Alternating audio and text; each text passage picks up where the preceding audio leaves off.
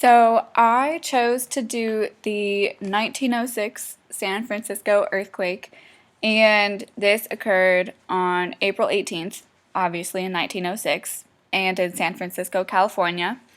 The earthquake was caused by a large slip in the San Andreas Fault, which is the boundary between the Pacific Plate and the North American Plate. And it's a transform fault, so it's the strike slip motion. The slip that occurred causing this earthquake was about 270 miles long, and the entire length of the fault is about 810 miles long.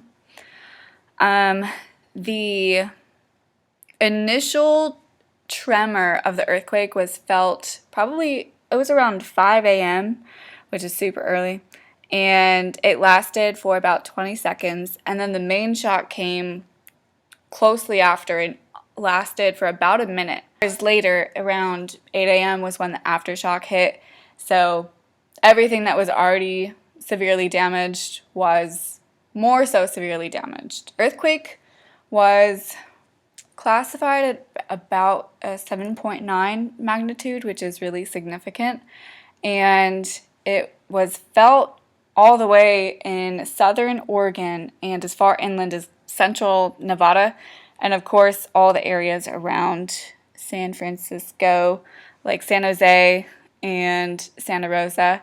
They had some pretty severe damage because of the earthquake as well.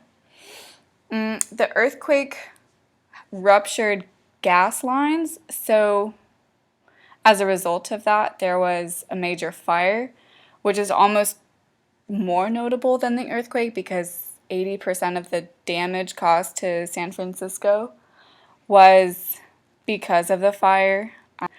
The earthquake also ruptured water mains, so people couldn't fight the fire, and it burned for probably about 4 days before it kind of extinguished itself. Everyone who was coming to aid, like military and firefighters and everything, they were using dynamite to try and stop the fire, which doesn't make sense to me, but that's what they did.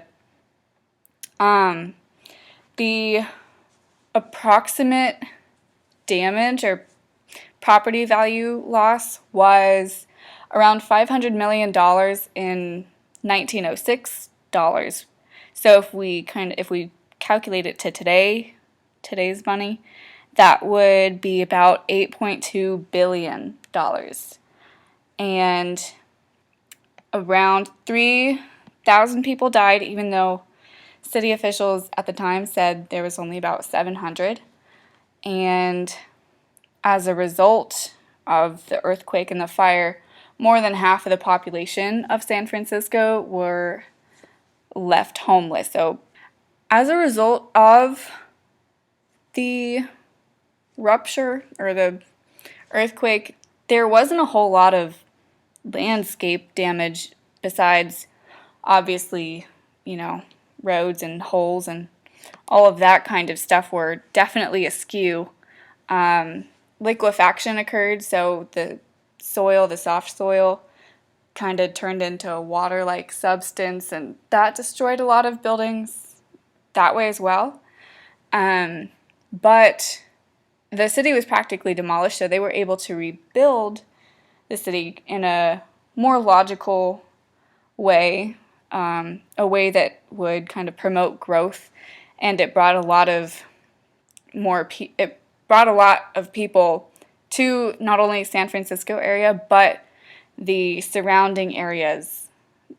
As a result of the whole not having water to fight fires with or resulting from the earthquake, Congress ended up passing a bill that allowed them to make a reservoir in Yosemite, the national park, and it's the Hetchy Valley Reservoir, which nowadays provides drinking water for 2.4 billion people in the Bay Area of California.